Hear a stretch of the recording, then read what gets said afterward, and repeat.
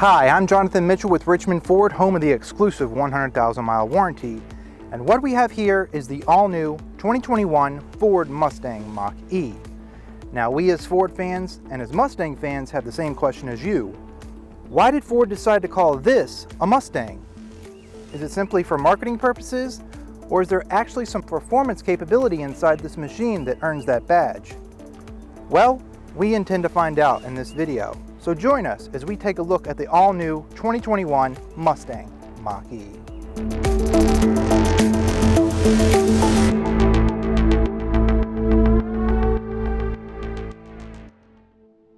Now, to the everyday consumer, EVs are just earth-friendly transportation and meant for the environmentalist motorist. One who could care less about 0 to 60, but more about how many kales they could fit in the trunk. However, to the motorsport enthusiast, one who knows what having 100% torque means when you put your foot down, knows battery power has been elevating astonishing performance machines over the past decade. But when Ford decided to put on their sandals and a crash helmet, they designed something that was for both. Now, calling this a Mustang, although controversial, has done its job because we're all talking about it. But in a few decades, will the Mach E have the same cultural impact that the original 1964 pony car did? Only time will tell. But what we know now is that when all the oil wells dry up, we're going to have to look towards alternative power for our performance machines. So it's a good place to start. But to see if it really earns that pony on the front, there's no better place to start than behind the wheel. So let's get started. Now, getting behind the wheel of the Mach E is where this car really shines and comes into its own. Now, if you're unfamiliar with electric cars, the first sensations of driving can be a bit dull in everyday stop-and-go traffic, as there's no engine noise, so you don't get that familiar sensation. But this is something you quickly get over once you're able to unleash the performance potential. The Mach E feels planted through the twists and turns of a country road due to its low center of gravity, and when you put your foot down on that accelerator, it is instant. It is instant. And the brakes of the Mach E are amazing as well. With the extra regeneration properties, you're actually charging up the battery more while you're performance braking. It really is a great system. But when you're ready to unleash the Mach E's full performance potential, simply click the icon of the Mach E here. This brings up your drive modes, and the third option down, unbridled mode, is where you want to be. Now, when in this unbridled mode, this is where the Mach E earns that pony on the front of the car. Not only does the Mach E accelerate blisteringly fast, the controlled feel in the corners when taking turns during fast, spirited driving is like nothing else that comes from a vehicle that looks like this. The battery pack being so low in the chassis gives the Mach E a low-to-the-ground balance feel when driving gets a little spirited. With its rear-wheel bias, the system is optimized for performance driving. But back to reality. Once you reach your destination, or run out of juice, you have to get out and look at the Mach E. This is when the question comes back. Why Mustang? Well, my theory is if you're going to give a usually faceless and emotionless EV design cues from your arsenal, quite frankly, the Fusion nor the Escape are going to be your go-to. Attaching the Mustang name and taking design cues and applying it to this vehicle is just ahead of its time thinking by Ford. The world is ready for EVs, and the other guys have been doing a great job of it for the past decade. But without the style and character you get from a car with functioning grills and proper ventilation. Taking the Mustang connection aside, you realize this SUV is one more similar in size to an Escape. It is actually a bit longer but sits a little lower.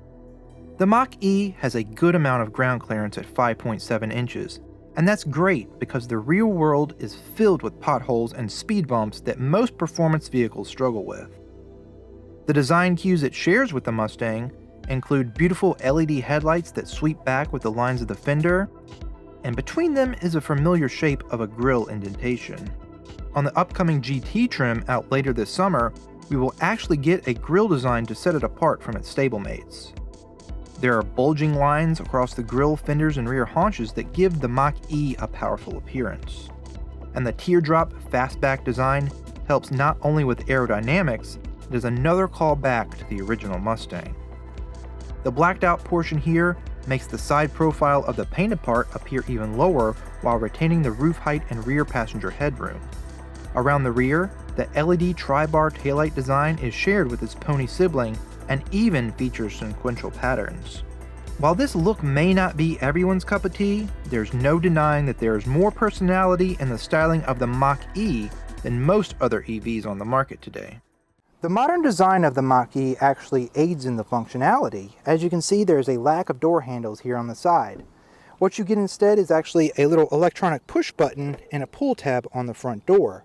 Now this lines up perfectly with the side view mirror as to not disrupt any air. Now here on the back, you also get another little push button. And to open this door, you just do what's natural and grab from inside here. Now as you can see, I cannot shut the door, so I will not crush my fingers as there's an electronic failsafe. Up here at the front is where you'll charge your Mach E with a traditional charger right here, and pull this flap down for a fast charge hookup. Over here is your little diagram that shows you if it's solid, you're fully charged. If it's blinking, you're charging, and it'll be orange if you're very low on battery power. And all of those lights will come up in this little circle right here. And then a little Easter egg, you got the pony there, and it says horsepower. The underside of the Mach E is completely flat and slick to help with aerodynamics and increase performance. Just like a supercar, there are no areas that hang or pockets where air can disrupt. The Mach E is where performance meets practicality. And one of the biggest drawbacks of a pony car is what you can actually fit in it. The trunk is small, the back seats are practically unusable, and out front there's just a big long hood with a gas-guzzling engine under it. However, the Mach E takes the performance of the pony car and the practicality of the everyday family SUV and melds it into one. So those looking for both have it all in one package and only have to use one parking spot in their garage. You have a very large cargo area with 29.7 cubic feet of storage in the rear, and in the front there is no engine, so you have a frunk, or front trunk, with 4.7 cubic feet of storage. This is fitted with dividers from the factory to hold your items more securely in place. There's also a drain plug to allow you to use the frunk as a cooler, or maybe even a live well for bait on your next fishing trip. Organic indeed. Where you're going to be spending most of your time is inside the car, and that's where it really comes into its own as a practical everyday vehicle. The Mach E is very spacious, more so than your average performance vehicle because of the lack of the drivetrain. Both front and rear passengers have a lot more legroom than a comparable size SUV. The seats are very comfortable to sit in, and there's plenty of headroom that is raised even more so than the standard SUV because of the all-glass roof panel. And there's plenty of legroom for a normal-sized adult as the lack of an engine allows the front seats to sit farther forward. The quality and craftsmanship are premium throughout the vehicle with soft touch points, leather-wrapped steering wheel, center console, and door cards. There's an abundance of room for storage with a cavernous center console. In the center, there's a wireless charging pad and plenty of space to store trinkets with an additional shelf underneath. The textured rubber inserts will make sure that anything that you're storing down there is not going to slide around while you're pushing your Mach E to its limits. And then the optional B&O speaker system spans the length of the dash with a soundbar, giving you an ultra concert quality sound as if you're sitting right in front of the stage. The large sync screen can seem a little daunting, however, once you break it down, it is intuitive to use, especially if you know anything about the Sync 3 system. The 6 little dots at the top of the screen is where you're going to choose which screens you would like to display. From here, you can choose radio, phone, navigation, etc., and that screen will take precedent at the top. Below that will be your other options, and if you want any of those to be the main screen, simply swipe up and that screen will take over, and the former will drop down to the menus below. The climate controls show up at the bottom, and you simply hit the positive button and that brings up a sub-menu where you can either increase the temperature or lower the temperature via a slide motion. At the bottom are your heated seat and heated steering wheel buttons. You have 3 settings and simply tap the sub-menu at which setting you would like it to be at. To the right are your defrost controls, and in the middle is a nice physical turn dial for the volume control, and in the middle is a button to turn your radio completely off. Up in the left-hand corner is a little picture of your Mach E, and if you remember from earlier, when you press that, this brings up your vehicle controls and defaults to the drive modes. Here is where you can choose between Engage, which is normal driving, Whisper for a seamless and calm quiet drive, or Unbridled to maximize the Mach E's performance potential. Under that, you can also choose one pedal drive, which will automatically brake for you when you release the accelerator pedal. Now this takes a little bit of getting used to, as your natural reaction is to put your foot on the brakes, but this mode will maximize your regenerative braking and thus keep your battery charged. Now your ambient lighting will change with the drive mode if you selected the audio ambient light selection, and under that is the propulsion sound, which enhances the driving experience with a familiar noise pumped through the speakers when accelerating. The Mach E features a front-facing camera with 3 different views, and if equipped you can get active park assist, which will park your vehicle for you completely hands-free, and all you have to do is hold down a button. You have an access button, which is for opening the charge port, and then a valet mode where you can set your own PIN number to keep features locked. Up at the top you have your settings, which your first sub-menu is your audio settings. Then you can add a phone, you can view your charge status, create a charging schedule, and set departure times that the vehicle can actually warm or cool the cabin dependent on the outside temperature. You can set up your own personal profile, which will allow the vehicle to cater to whoever is driving it, with seat settings and phone amidst many other personalization options. You can access the driver assistance menu, which can also be customized to activate any and all of the driver assistance controls you may need. Towards the bottom, it shows you your vehicle controls where you can customize everything from a vehicle power down timer, to lighting, your power lift gate, your wipers, windows, mirrors, keypad code, and your EV driving history. Then, General is where you change your unit measurements. You have various display settings, your clock settings, and under that is connectivity to your Wi-Fi and Bluetooth. You have your in-vehicle Wi-Fi hotspot, which is the embedded modem that also allows you to use your phone as a key. Another game-changing technology that Ford is rolling out now is over-the-air updates, which just like your smartphone, keeps the technology of your vehicle current, working out the bugs, and adding new features. In the third quarter of 2021, a feature will drop called Active Drive Assist. This is a hands-free driving feature that keeps the vehicle centered in the lane when using adaptive cruise control.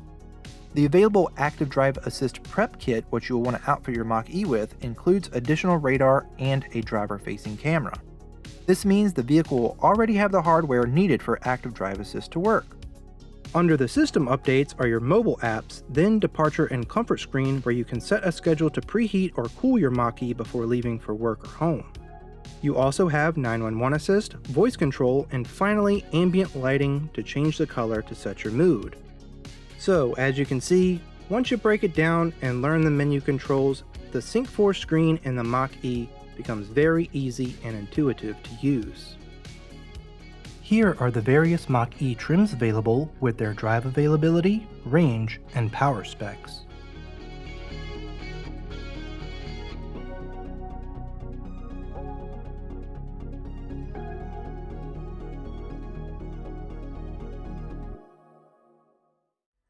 So now that we have a good overview, there's really only one last way to experience the Mach E, and that's not from watching more videos online, but to actually get in some seat time. And we at Richmond Ford want to help you do just that. We have a dedicated Mach E at each one of our 3 locations for you to test drive at any time. Simply contact us via the link in the description to reserve your test drive spot, find out more information on the Mach E, including our inventory, or start a new order for a Mach E of your own. We offer an exclusive 100,000-mile warranty, price transparency, and 5-star customer service, because we are driven by you. Please take a moment to give us a thumbs up, leave a comment, and subscribe to our channel for more great Ford content, and thanks for watching.